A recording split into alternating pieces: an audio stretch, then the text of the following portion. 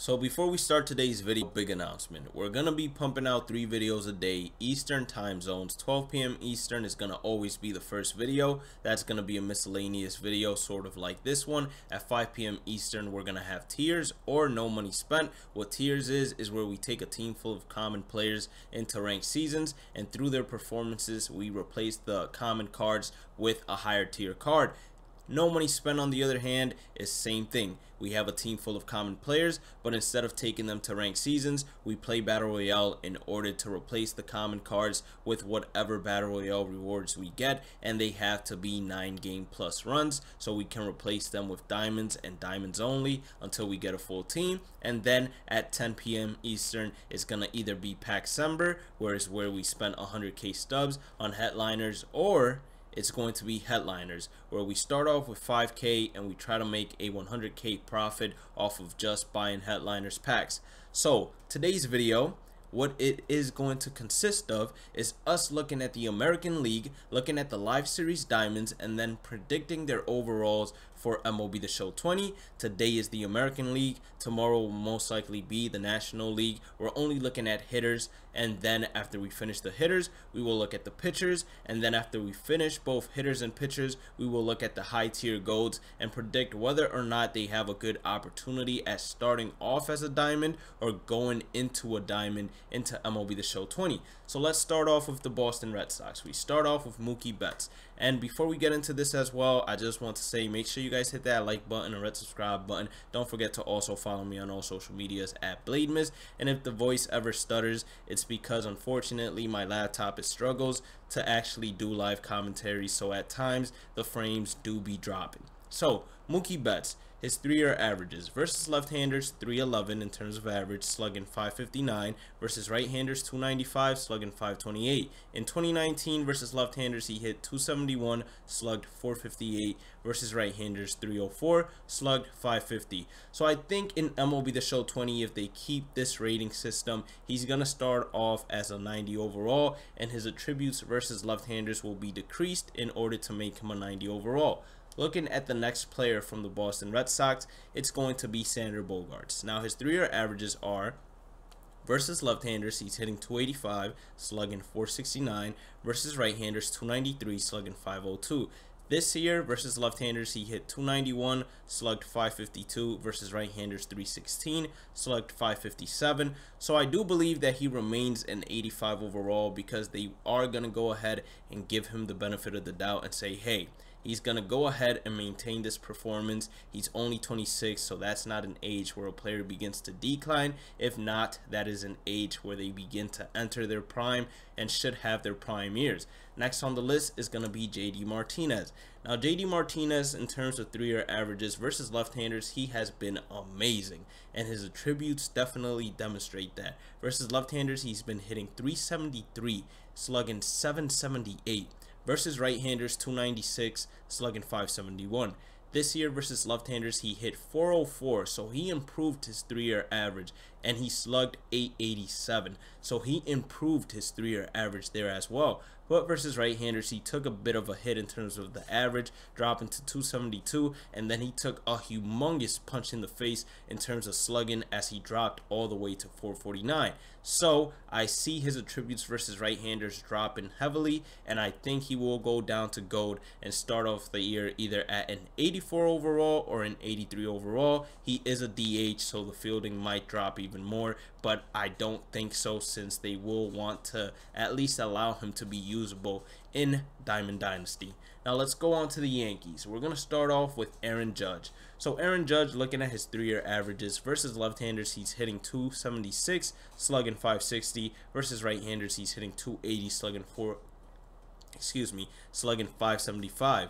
This year versus left-handers, he hit 343, slugged 657, versus right-handers 247, slugged 498. So what do I see being decreased? His attributes versus right-handers, and I see him going all the way from an 87 overall to an 85 overall, because he had humongous drops when it comes to his contact versus right-handers and his power numbers against right-handers as well. Next up is going to be DJ LeMahieu. Now DJ LeMahieu, he's a new diamond this year, and his 3-year averages versus left-handers. It's 355 when it comes to batting average, slugging 570 versus right-handers 287, slugging 407. 2019 numbers versus left-handers, he improved it, hitting 375, slugged 631, so improved in both departments. He improved his contact versus right, hitting 310, and his slugging versus right, hitting 477. So I do not see him going down to gold. If anything, he might get that upgrade to his power department against right-handers,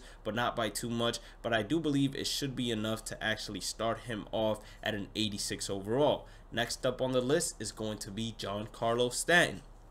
So 2019 was a year full of injuries for Giancarlo Stanton, so that off rip is going to downgrade him to GOAT. So his 3-year averages versus left-handers, he hit 317, slugged 696, versus right-handers 261, slugged 527. 2019, even though he had under 100 at bats, I believe his numbers were: versus left-handers, he hit 258, slugged 434. Versus right-handers, 298. Or excuse me, that's Francisco Lindor's numbers. Versus left-handers, Giancarlo hit 286, slugged 643.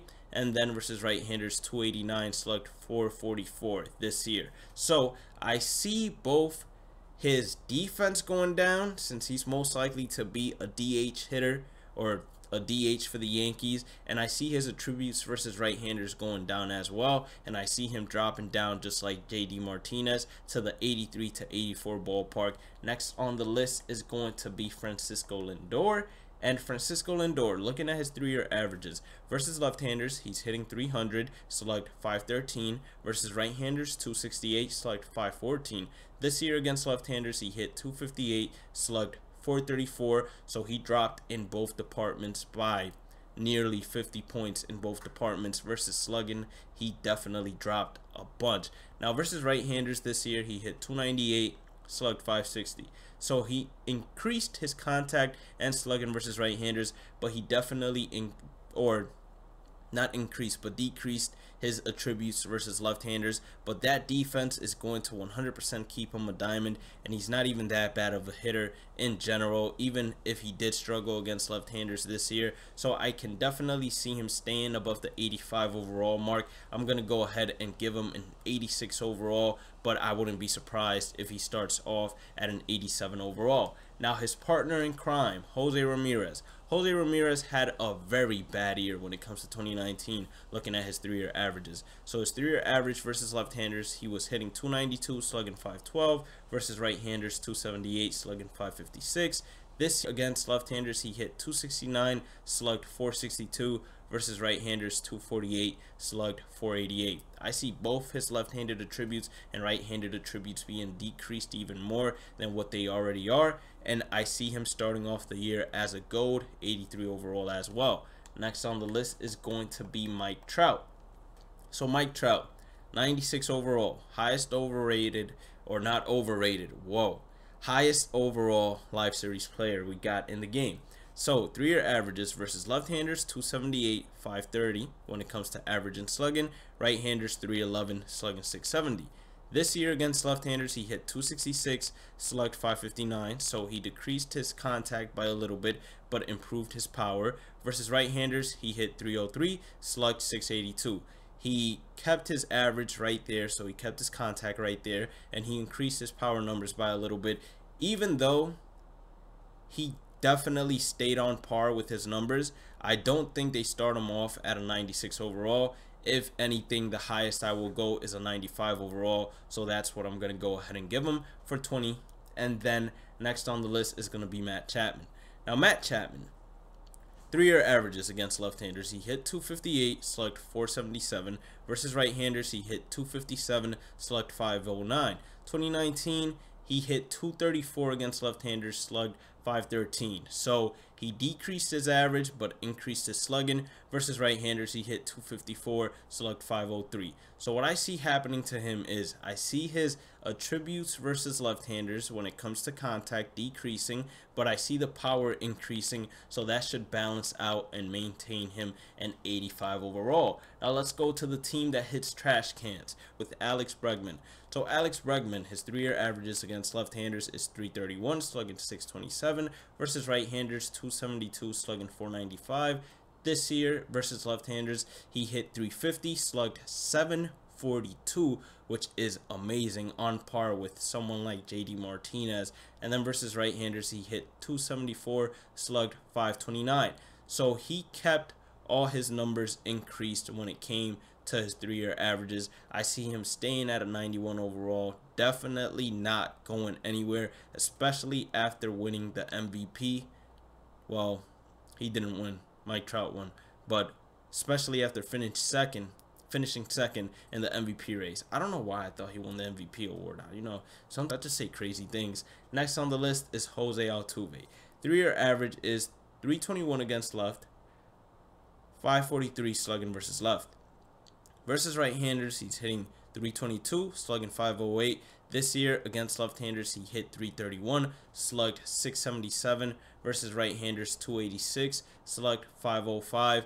To me, these numbers are on par, except his power numbers versus left-handers definitely deserves an increase, but his contact numbers versus right-handers definitely deserve a decrease. So I think it balances out, and I think it maintains him an 88 overall. And then last but not least, we have our boy George Springer. So George Springer against left-handers, his 3-year averages are 286, 507 versus left-handers, 277, 514 versus right-handers. 2019 average versus left was 272, slugging 504, so he dropped his average by a little bit. And then average versus right, 299, slugging 621. So he increased both contact and both power versus right, but I don't see them going and giving him an 86 overall, especially when defense is also so important for center field. I see him staying at an 85 overall, and that's going to be our predictions for the live series players for MLB The Show 20